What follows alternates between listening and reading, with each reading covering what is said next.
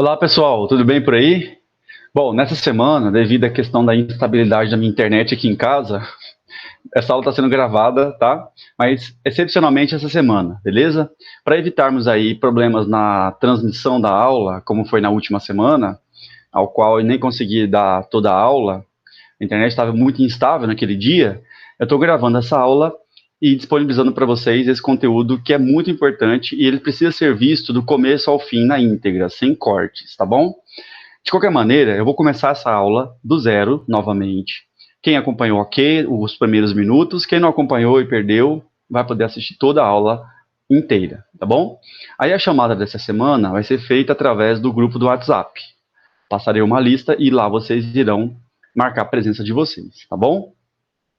Bom, vou compartilhar a tela com vocês e nós veremos aqui o nosso conteúdo hoje ele é voltado mais para a parte das normas técnicas e da legislação voltada para a auditoria.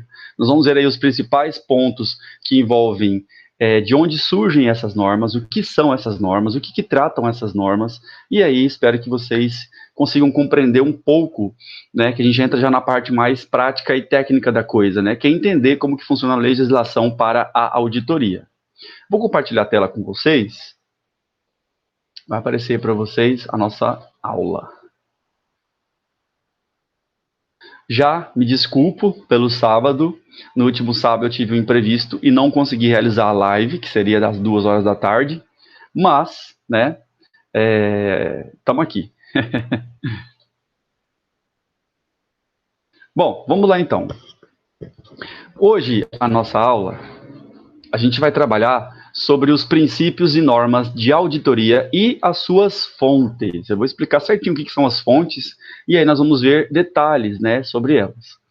Na aula anterior, da semana retrasada, no caso, a gente viu que a auditoria deve atuar como base em princípios, né, éticos e rigorosos. Né? Isso é óbvio, né? Todo trabalho, mas a auditoria em principal pela questão da credibilidade que ela tem que passar, ok? Manter a sua independência, avaliar os fatos com objetividade, julgar, fazer julgamentos precisos e imparciais, aqueles que não são parciais, né, aqueles que são em totalidade de uma forma efetiva, né? Tudo isso porque não é só o cliente, mas o público em geral e as entidades auditadas esperam que a conduta e o enfoque da auditoria sejam irretocáveis, ou seja, sejam perfeitos, tá? Não pode ter suspeitas, não pode dar abertura, né, para perda de confiança, de respeito. Então, o trabalho do auditor, como eu disse, é muito importante. Bom, para assegurar, então, que a auditoria paute, né, sua atuação calcada nesses requisitos de respeito, confiabilidade, entidades nacionais e internacionais que congregam instituições de controle de auditoria, que envolvem governos e órgãos, né, de controle e regulamentação, além de organismos de regulação, fiscalização profissional, eles estabelecem princípios e normas, né, de observância obrigatória, então devem ser seguidas obrigatoriamente, ou algumas de orientação, nem todas obrigatórias, mas algumas são apenas orientação, que são relacionadas à atividade da auditoria, ok? E aí isso é conhecido como norma, tá? Norma de auditoria, ou normas, que geralmente são aceitas ou normas gerais de auditoria. Então, são duas expressões que você pode falar, normas de auditoria ou normas gerais de auditoria. As normas de auditoria geralmente são mais específicas e as normas gerais de auditoria são mais genéricas. Bom, as normas de auditoria têm a finalidade de estabelecer padrões técnicos e de comportamento para alcançar uma situação coletiva e individualmente desejável, cujo objetivo final é a qualificação na condução dos trabalhos e a garantia da atuação, né, de atuação suficiente e tecnicamente consistente do auditor e de sua opinião, né, certificação que ele vai emitir depois e também o parecer destinado aos usuários, que nesse caso são os clientes, os proprietários, os donos do negócio, né. A maioria das vezes, as normas de auditoria têm um caráter geral e não analítico, que são as normas gerais. Mesmo assim, fixam limites nítidos de responsabilidades, bem como dão orientação útil em relação ao comportamento, à capacitação profissional e aos aspectos técnicos requeridos para a execução dos trabalhos. Então, as normas é o que direciona, é o que dá os direcionamentos para o trabalho efetivo do auditor. Então, quem escolhe ser auditor tem que ser muito, muito metódico e muito criterioso, tá? Bom, comumente, as normas gerais de auditoria são classificadas em 3 ou 4 categorias, ou grupos discriminados, que eu vou mostrar para vocês agora abaixo, tá?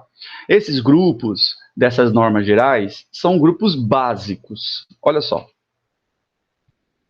Por exemplo, as normas gerais, elas tratam de postulados básicos de auditoria, como eu disse, com a independência do órgão de auditoria e as condições de sua atuação, além de princípios básicos. Quais são eles agora? Neutralidade, qualidade, credibilidade, confiança e respeito público.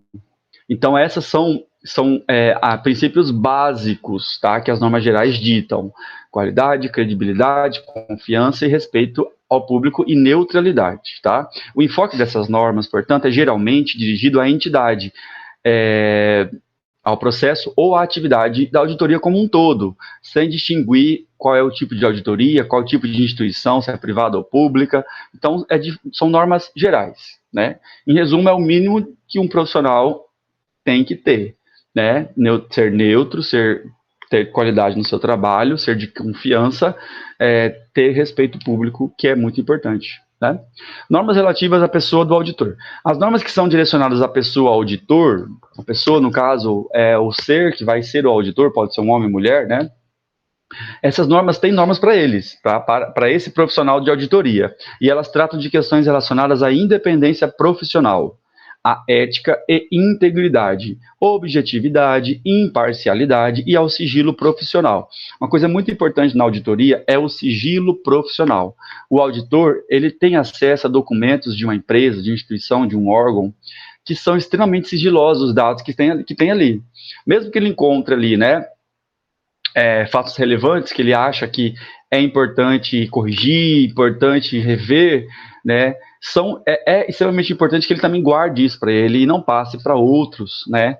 Por exemplo, se o cara é auditor de uma empresa, encontrou algumas coisas lá irregulares na sua análise, e aí chegou na outra empresa e falou: olha, tal empresa aconteceu isso, isso, isso, isso é antiético. Então, tem normas para esse tipo de atitude que diz que o profissional não pode, né, dar abertura aí para perder o sigilo de alguma coisa, tá?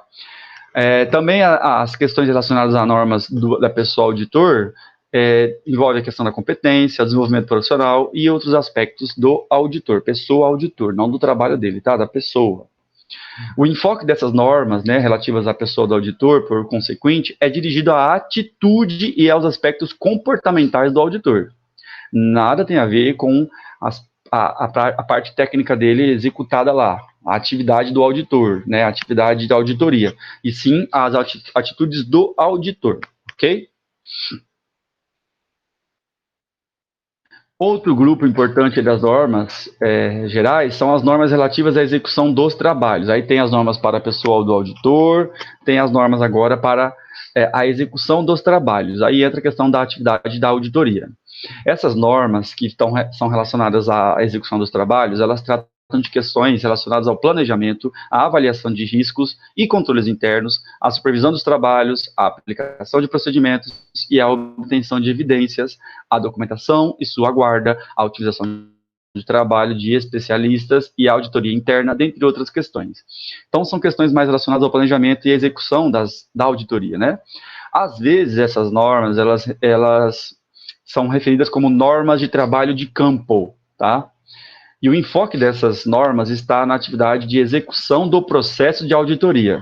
Na aula passada, a gente viu sobre os processos de auditoria, como que eles funcionam, e aí agora a gente está vendo que o processo de auditoria é de fato, né, a atividade da auditoria, que aí tem as normas específicas para isso, que é as normas de execução dessas atividades. Ok? Tem também normas relativas à comunicação dos resultados. Como que o auditor vai comunicar esses resultados da sua análise para o cliente? Tem até uma norma para isso, normas para isso. Então, como que você vai passar isso para o seu cliente? Não pode ser de uma forma que não tenha um viés corporativo. Tem que ter um viés corporativo. A linguagem técnica, uma linguagem não muito objetiva, escrachada, no sentido de que você não pode chegar e falar, olha, isso está errado, isso não está certo. Você tem que ter um jogo de cintura muito bacana com relação a como que você vai comunicar os resultados da sua auditoria. E tem normas para isso, tá? Essas normas, o enfoque dessas normas é tratar de forma o conteúdo, da forma, do conteúdo, dos atributos e dos tipos de relatórios, pareceres, certificados de auditoria, ou seja, das formas como o auditor deve expressar e comunicar as opiniões e conclusões dos trabalhos de auditoria. Olha que interessante, né?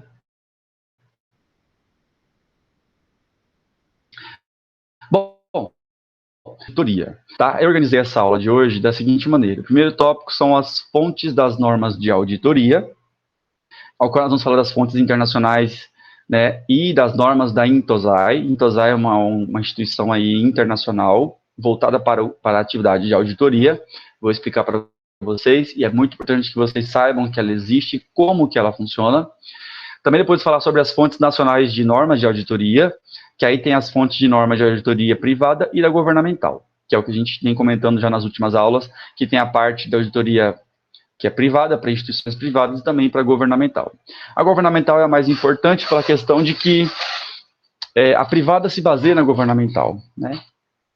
Bom, o que são fontes? Quando a gente fala fonte, né, fontes de normas de auditoria são as entidades nacionais ou internacionais que congregam ou que compõem, né, instituições de auditoria e controle, órgãos governamentais de controle da gestão pública e órgãos de regulamentação e fiscalização profissional.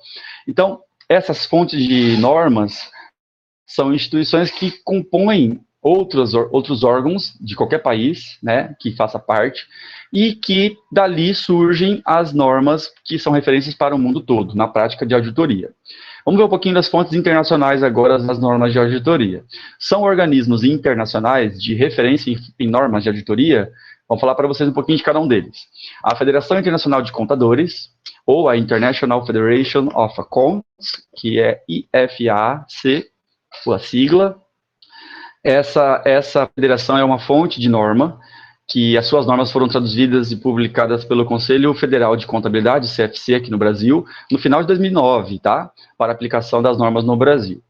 São membros dessa instituição internacional, dentre outros, o próprio CFC, né, o Conselho de Contabilidade aí, e o Instituto de Auditores Independentes do Brasil, o IBRACON, e o Instituto Americano de Contadores Públicos, né, que é o American Institute of Certified Public Accountant, que é o AICPA, ok? Então, observem, é uma federação que tem aí em destaque, né, o nosso objetivo principal, o CFC do Brasil e o IBRACON, e, para você ter noção de como que é importante essa federação, é composta até por Instituto Americano de Contadores Públicos, tá?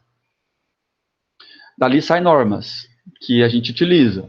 Outra fonte de normas é o Instituto de Auditores Internos, ou Institute of International Auditors, que é o IIA, do inglês IIA, que é referência em auditoria interna, tá? É um Instituto de Auditores Internos, então ele é uma referência para as normas que ditam o trabalho da auditoria interna.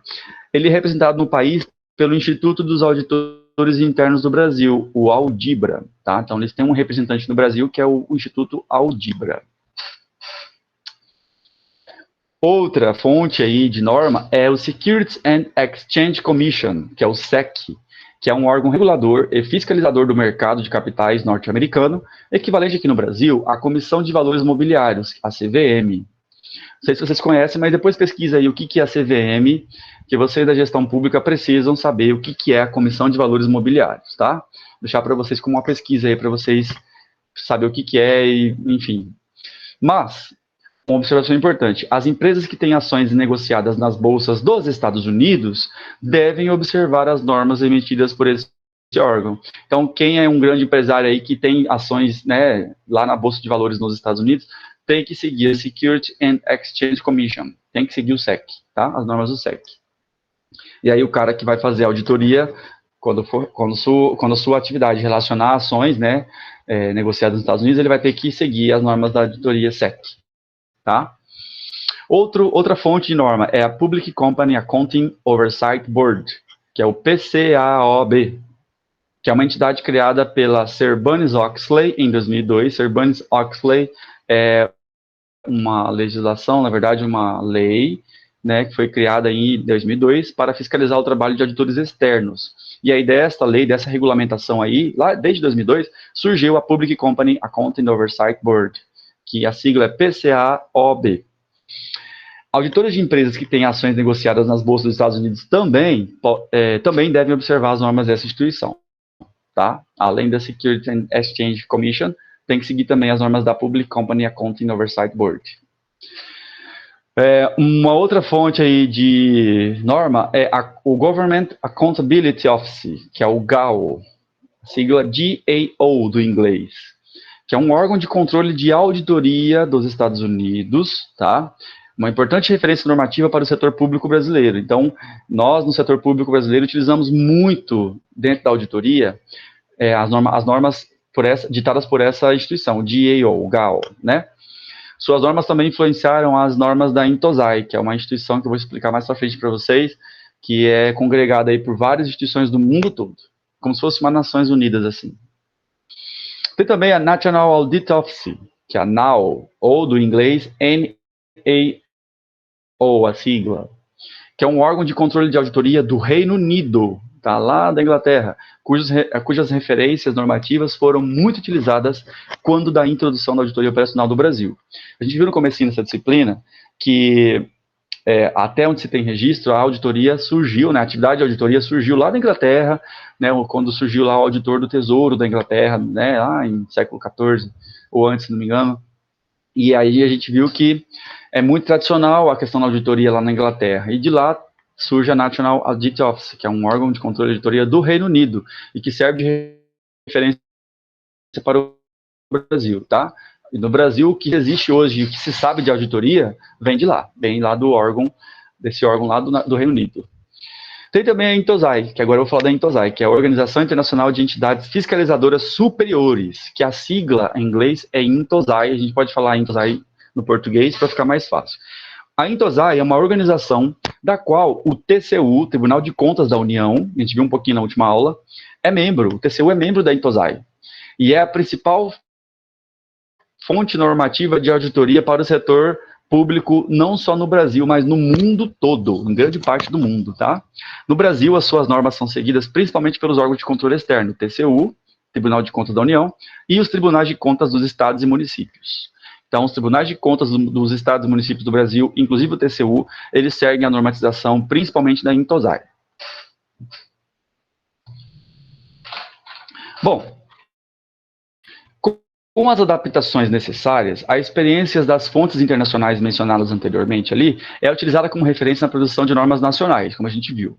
A prática do benchmarking, para quem não sabe o que é benchmarking consiste no processo de busca das melhores práticas de gestão da entidade numa determinada indústria, o que conduzem ao desempenho superior. Então, benchmarking é uma prática dentro de uma empresa ao qual busca sempre melhorias de processos. Então, a prática do benchmarking é bastante utilizada, sendo comum órgãos de controle de gestão pública brasileiros buscarem as melhores práticas, não apenas em normas, mas também em métodos e procedimentos de controle e auditoria adotados por organizações internacionais e vice-versa. Resumindo, né, as empresas no Brasil que buscam ter uma auditoria de excelência geralmente são as que mais praticam benchmarking, que é, né, a busca por melhores práticas cada vez constantes, né, por renovações de práticas e melhorias de práticas constantes, ou melhorias constantes. O TCU, o Tribunal de Contas da União, tem uma fotinha aí para vocês, ó, por exemplo, ele realizou em 2004 diversas visitas aos órgãos de controle ao redor do mundo, dentre os quais o IFAC, o IIA, o IIA, o DEO, o citado anteriormente, como eu falei, bem como a Australian National Audit Office, a ANAO, ou ANAO, que é, né, uma entidade lá de fiscalização da Austrália. E as entidades de fiscalização superior, as EFS, Entidade de Fiscalização Superior, tanto da Alemanha, da Itália, da França, da Espanha, da Bélgica, da Holanda, como o intuito, né, essa viagem foi no intuito de colher, né, subsídios para o desenvolvimento nacional das nossas normas, ok? Que o TCU utiliza e vem utilizando desde 2004. Bom, normas de auditoria da Intosai. Intosai, que é um órgão aí muito importante, né? A Intosai é um organismo autônomo, independente e apolítico. Não tem nada a ver com política, com ser direita, esquerda, com ser democrata ou republicano, nada, tá? Que opera como uma organização guarda-chuva. Para quem não sabe, né, essa expressão organização guarda-chuva é como se fosse uma instituição que agrega entidades nela. Como se tivesse um guarda-chuva, tivesse um monte de gente embaixo. Né? Tá chovendo muito, aí está com um guarda-chuva grande, todo mundo vai vir para baixo do guarda-chuva. E esse agregar, né, todas essas entidades aí no seu âmbito é uma chamada organização guarda-chuva. Então, Intosai é um organismo autônomo, independente, apolítico, que opera como organização guarda-chuva para a comunidade de auditoria externa dos governos, tá? Ela foi fundada em 1953 por iniciativa de Emílio Fernandes Camus, então presidente da EFS, que é a Entidade de Fiscalização Superior de Cuba. A Intosai nasceu com 34 EFS, ou seja, 34 entidades de fiscalização superiores do mundo todo. Hoje, a Intosai congrega 189 instituições de fiscalização superior de diversos países e atua como um status de consultor especial do Conselho Econômico e Social, que é o ECOSOC, a sigla, né, das Nações Unidas. Tendo como objetivo promover olha só o objetivo da Intosai, tá? Promover o desenvolvimento e a transferência de conhecimentos, melhorar a fiscalização dos governos em todo o mundo e reforçar as capacidades profissionais. Então, a fotinha aí para vocês, ó, dos representantes aí dos 139 EFS, que são as entidades de fiscalização superiores de vários países. Olha que bonitinho ali, as bandeiras deles. As normas da Intosai, denominadas Normas Internacionais de Auditoria das Entidades de Fiscalização Superior, aí vem essa sigla que eu quero muito que vocês foquem nela, tá? ISSAI. Significa Normas Internacionais de Auditoria e Entidades de Fiscalização Superior.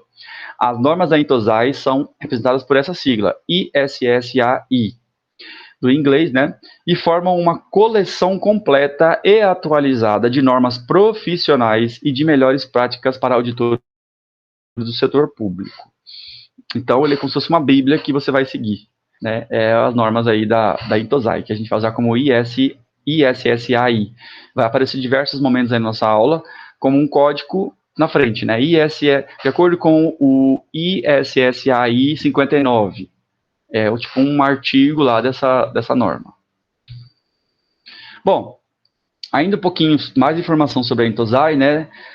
Destina-se, em princípio, a comunidade de auditoria externa dos governos externos, que no Brasil, por exemplo, é composta por tribunais de contas da União, dos estados, do Distrito Federal e dos municípios, como eu disse. Todavia, por constituírem boas práticas para auditores do setor público, com orientações técnicas desenvolvidas por uma comunidade internacional de auditores governamentais, a sua utilização pelos demais órgãos de controle da gestão pública é uma prática recomendável que deve ser fortemente encorajada, tá? A Intosai, devido à questão do Covid, criou lá, né, como se fosse um protocolo para dar consultoria a todos os países que fazem parte dele. Então, foi criado o Intosai aí, que é tipo como se fosse um pacote de consultoria, né, que envolve a questão do Covid-19. Né? Depois vocês pesquisam aí, Intosai Covid-19, foi criada aí uma regulamentação para dar apoio aos países que estão sofrendo muito com a questão da pandemia, que envolve toda a questão da atividade comercial dos países, inclusive o Brasil. Então, foi criado um protocolo passado aos países com orientação de os caminhos a seguir para conseguir driblar tudo que o Covid-19 está trazendo aí de reflexo na economia do mundo todo. Quem diria, né? A gente está passando por isso. Parece coisa de filme, né? Quando a gente liga a TV e vê o estado que está, né? Não só no Brasil, no mundo todo, né? Mudou o mundo todo praticamente. Então, enfim. Depois dá uma olhadinha aí em Intosai Covid-19, tá? que é super atual isso, tá bom? Bom, a estrutura das ISSAI, que são as normas que vêm da Intosai relacionadas à atividade prática da auditoria, né, especial auditoria externa, ela é composta por 4 níveis. Nível 1, nível 2, nível 3 e nível 4. Esses 4 níveis é o que compõe a estrutura das ISSAI, que são as normas da Intosai voltadas para a auditoria. Tá? O nível 1, ele fala sobre os princípios fundamentais das instituições de fiscalização superiores, que a gente chama de Declaração de Lima, que é quais são os princípios fundamentais que essas instituições de fiscalização elas têm que seguir. O nível 2 fala sobre o Código de Ética e pré-requisitos básicos para a realização dos trabalhos de auditoria. Nível 3 já abrange os princípios básicos, normas gerais, normas de campo e normas de relatório. E o nível 4 já aborda diretrizes de implementação e orientações mais específicas sobre temas diversos. Esses aí são os 4 níveis que compõem aí as ISSA, as normas de auditoria da Intosai. No nível 1, a gente encontra o ISSAI 1, que é sobre os princípios fundamentais. No nível 2, a gente tem o ISSAI 10, 11, 20, 21, 30 e 40, que aí falam sobre o 10, por exemplo, fala sobre a Declaração do México sobre a independência das instituições de fiscalização. O 11 fala sobre as orientações e boas práticas relacionadas à independência. O 20, princípios de transparência e accountability. Olha aí a palavrinha accountability, prestação de contas. Lembra? 21, princípios de transparência e boas práticas. O 30, código de ética. O 40, controle de qualidade de auditorias. Aí na frente está os status aí, de quando eles foram aprovados e alguns que estão ainda em processo de aprovação, tá? Fiquem ligados aí.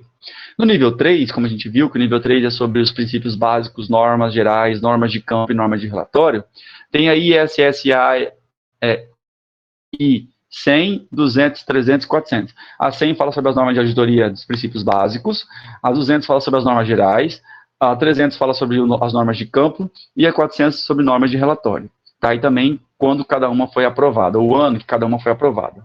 Né? Já tem 20 anos aí de aprovação dessas normas. E no nível 4, que a gente viu que é sobre as diretrizes de implementação e orientações mais específicas sobre temas diversos, tem aí SSA I 1000, que vai de 1000 a 2.999, a que vai de 3.000 a 3.999, a que vai de 5.000 a 5.099 e assim por diante, como vocês podem ver aí. Onde cada uma fala sobre mais a realização, na verdade, as orientações das realizações das auditorias financeiras, sobre orientações para a realização de auditorias operacionais, sobre a realização de auditorias de conformidade, auditorias de instituições internacionais, auditorias ambientais, trabalho de privatizações, auditoria de TI, né, tecnologia de informação, e as orientações para a auditoria de recursos para auxílio a catástrofes, que é catástrofe entra em uma questão que é o Covid, né, que é uma mais atual aí. Covid é considerado uma catástrofe, né, que são coisas que são imprevisíveis e têm impacto socioeconômico muito grande.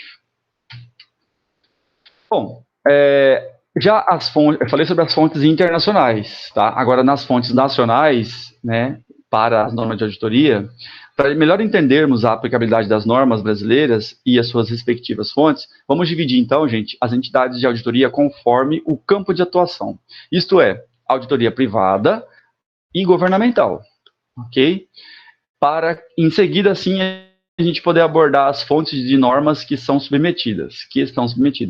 Por exemplo, fonte de normas de auditoria privada. A auditoria privada atua predominantemente sobre as demonstrações contábeis das empresas em geral, em particular daquelas que são obrigadas a se submeter a esse tipo de auditoria, devido às disposições legais, como é o caso das instituições financeiras, de seguros e de empresas abertas, aquelas que têm ações de seu capital negociadas em bolsas de valores.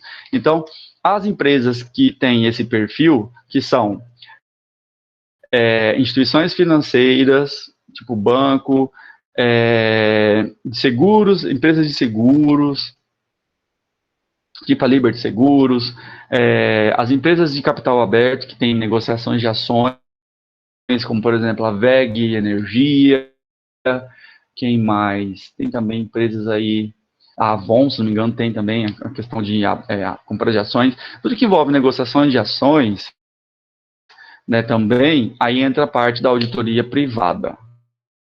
Ok? Que aí vai analisar a questão das demonstrações contábeis dessas empresas. A Comissão de Valores Imobiliários, que é a CVM, elas deveriam obrigatoriamente ser auditadas por auditores independentes nela registrados. Até 1972, esse registro era centralizado pelo Banco Central do Brasil, o Bacen, a sigla Bacen, que também expedia as normas de auditoria, sendo passado para a CVM após a sua criação. Então, o Banco do Brasil era quem, o Banco Central do Brasil era quem, né, regulamentava, expedia essas normas que aí passou para a CVM, Comissão de Valores Mobiliários, ok? Ok. Resoluções do Conselho Monetário Nacional, o CNM, que da Lei 3.198 de 2004, e do Conselho Nacional de Seguros Privados, CNSPM, determinaram que as entidades sujeitas à supervisão do Banco Central do Brasil, Bacen, e da Superintendência de Seguros Privados, SUSEP, observassem os princípios e normas de contabilidade e as normas gerais de auditoria e que suas demonstrações contábeis fossem auditadas pelos auditores independentes da CVM. Por quê? Para ter mais independência e ter menos cartas marcadas, menos a questão da... Porque quando envolve essa questão assim muito política de relações, tem muita questão, né, do jeitinho ali brasileiro. Então, para criar mais independência e mais imparcialidade, foi feito esses procedimentos aí. Com isso, o auditor ou a empresa de auditoria independente, para realizar serviço de auditoria em entidades provisionadas pela CVM, pelo Bacen ou pela SUSEP, devem estar habilitados junto à primeira, de acordo com as normas definidas pela Instrução CVM 308 de 99. Esse normativo, tá, também estabelece que o auditor independente, ele deve cumprir e fazer cumprir as normas emanadas da CVM, observar as normas expedidas pela CFC, pelo, né, Conselho Federal de Contabilidade, e observar os pronunciamentos técnicos do IBRACON, que é o Instituto Brasileiro aí de Auditoria e Contabilidade. Auditores Independentes do Brasil, né? Bom, em consequência, a CVM, o Bacen e a SUSEP, expedem normas específicas em relação às auditorias independentes. No entanto, no âmbito das normas técnicas de auditoria, propriamente ditas, a prática desses órgãos é expedir um ato normativo, convalidando as normas expedidas pelo CFC ou os pronunciamentos do IBRACON. Então, tudo é feito com relação ali, né, interligados, para que tenha coerência. Assim, no que tange às normas de auditoria privada, as auditorias independentes devem observar as normas emitidas por todas as entidades de regulamentação e orientação da atividade de auditoria independente mencionadas. Então, a auditoria em si, a prática do auditor independente, né, tem que seguir o que o Bacen estipula, o SUSEP, a CVM e o IBRACON. Então, é um grupo, né, de entidades que normatiza a atividade da auditoria independente. Ainda com respeito à auditoria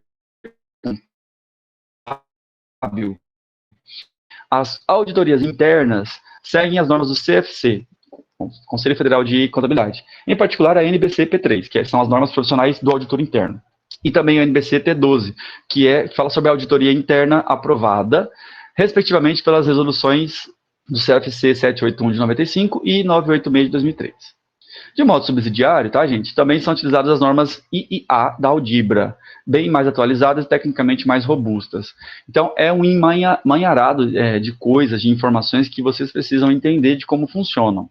Mas, em geral, né, deve ser respeitado a CVM, o Bacen, a SUSEP e o IBRACON, porque são órgãos de respeito no sentido de transparência, no sentido de objetividade, imparcialidade e de totalidade da prática contábil independente no Brasil.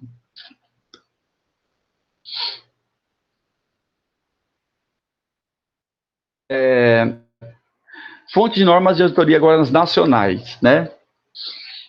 Como eu estava falando, para melhor entendermos a aplicabilidade das normas brasileiras e suas respectivas fontes, a gente vai dividir aqui as entidades de auditoria conforme o campo de atuação, isto é, né, vamos dividir aí privada e governamental, para em seguida abordar as fontes de normas que estão submetidas. Por exemplo, as normas de auditoria governamental.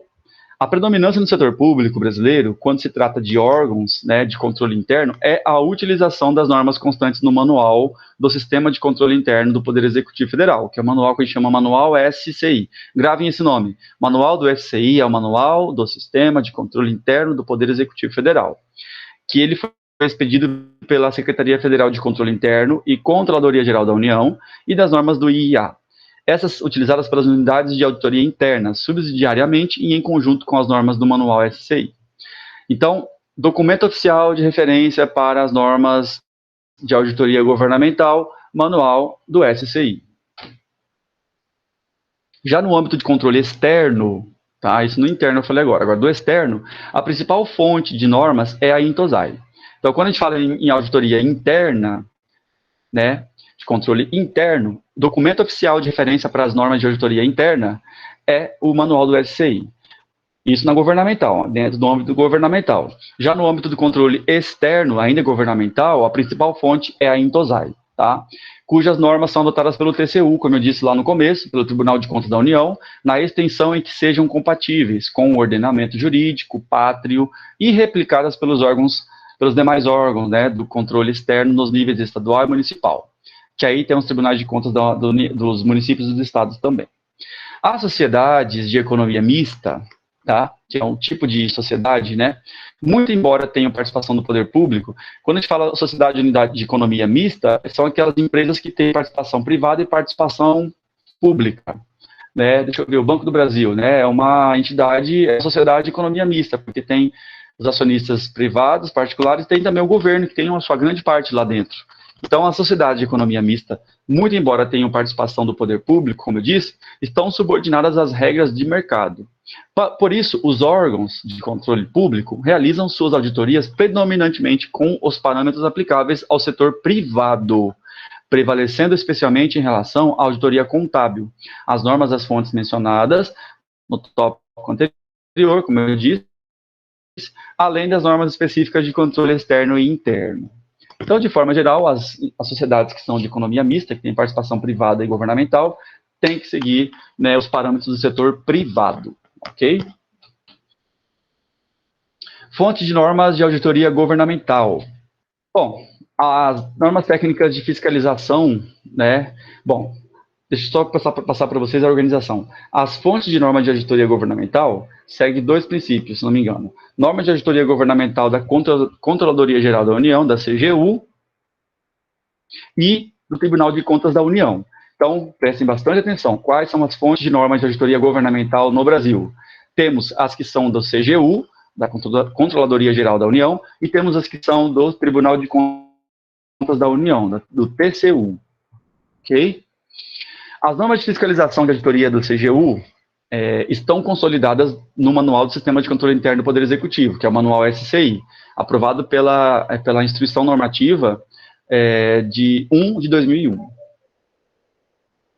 O Manual do Sistema de Controle Interno, o Manual SCI, lá no capítulo 7, ele fala sobre as normas fundamentais do Sistema de Controle Interno do Poder Executivo Federal, ok?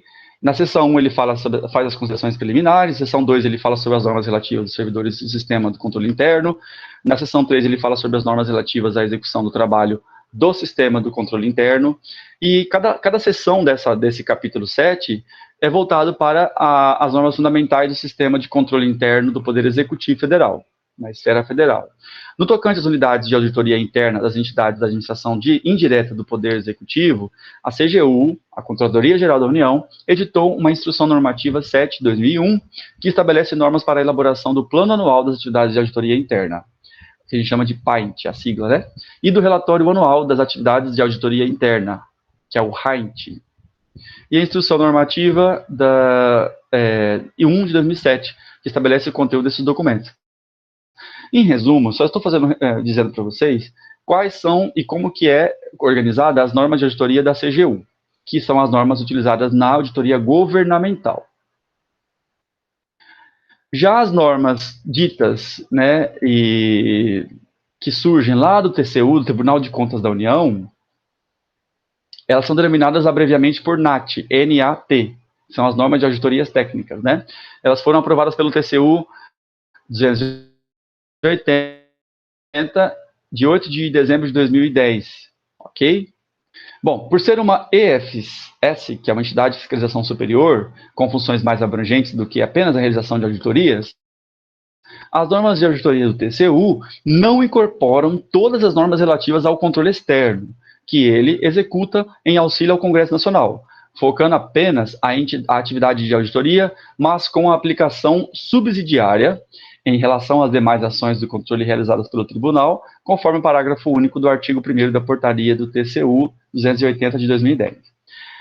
Isso é só para acrescentar uma informação para vocês, tá? Mas isso agora que eu vou falar é importante. Além de observar as normas de auditoria do TCU, o Tribunal, seus membros, ministros substitutos e auditores federais de controle externo devem observar as normas relativas ao controle externo constantes da Constituição, da Lei Orgânica do TCU, que é uma lei que regimenta como funciona o TCU, o regimento interno do TCU, que também complementa mais ainda a questão da regimentação, né? As resoluções, portarias, instruções e decisões normativas do TCU. Importante esse ponto aí. Bom, ressalte-se que ao TCU assiste o poder regulamentar para expedir atos e instruções normativas sobre matéria de suas atribuições e sobre a organização de processo ou dos processos que lhe devam ser submetidos, obrigando o seu cumprimento sob pena de responsabilidade. Os auditores federais, agora importante, os auditores federais do controle externo também devem observar, no nível específico, as normas e procedimentos de auditoria e fiscalização emitidas pela Secretaria-Geral do Controle Externo do Tribunal e de suas unidades adjuntas e especializadas, que aprovam por meio de portarias os seguintes tipos de documentos técnicos: os manuais, padrões e roteiros, as diretrizes, as orientações e os procedimentos e técnicas de auditoria, ok? Então, tudo isso aí cabe aos auditores federais de controle externo. No tocante especificamente às normas gerais da auditoria, no TCU, elas apresentam-se estruturadas em 4 grupos. Então, pergunta, quais são os 4 grupos ao qual as normas gerais de auditoria do TCU elas são estruturadas? Primeiro, nos preceitos básicos do controle externo. Segundo, as normas gerais, como eu disse no comecinho da aula, as normas gerais ela abrange confiança, respeito, credibilidade, isso é o básico, né? Ética. Aí tem as normas relativas ao planejamento e à execução da prática da auditoria e as normas relativas à comunicação dos resultados. Esses são os 4 grupos ao qual as normas do TCU são estruturadas, da auditoria, tá?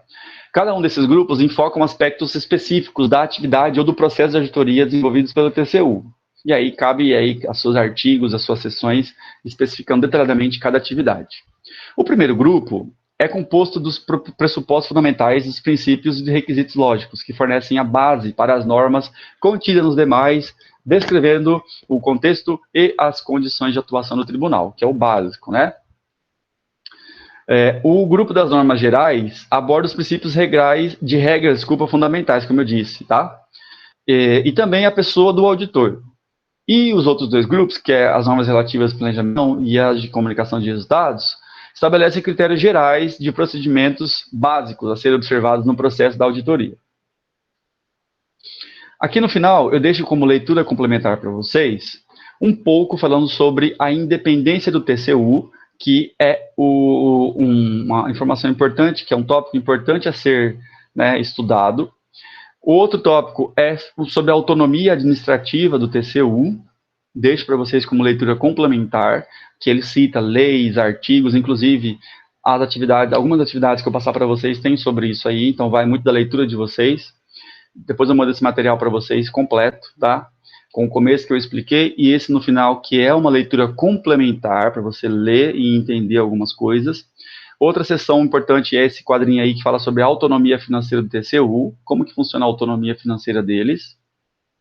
Depois, a jurisdição própria e privada do TCU, o poder normativo do TCU, a independência dos membros do TCU, como que elas funcionam, a integridade dos membros do TCU e a competência profissional dos membros do TCU. Esses tópicos, que são 1, 2, 3, 4, 5, 6, 7, 8, eu deixo como sugestão de estudo complementar para vocês, que vai ter na atividade sobre perguntas sobre essas 8 sessões aí, tá? Ok. Bom, nossa aula encerra por aqui. Agradeço a atenção de todos vocês. Como eu disse, excepcionalmente, essa semana a aula está sendo gravada previamente e disponibilizada para vocês assistirem, não é uma aula ao vivo. Devido à questão organizacional minha aqui, estou fazendo uma mudança da minha internet aqui de casa, porque eu já cansei de internet ruim. Enfim, acabei até mudando até a empresa aqui na internet. Não sei se era muito caso, mas eu mudei. Né? Podia até expandir o pacote de internet, mas eu mudei. Acabei ficando muito bravo e mudei. E aí eu passo para vocês, tá, gente, a lista de atividades, deixo disponível para vocês já aí, para vocês responderem o questionário na mesma sistemática. Questionário online, que vocês têm questões objetivas e tem questões abertas, discursivas, que vocês têm que escrever.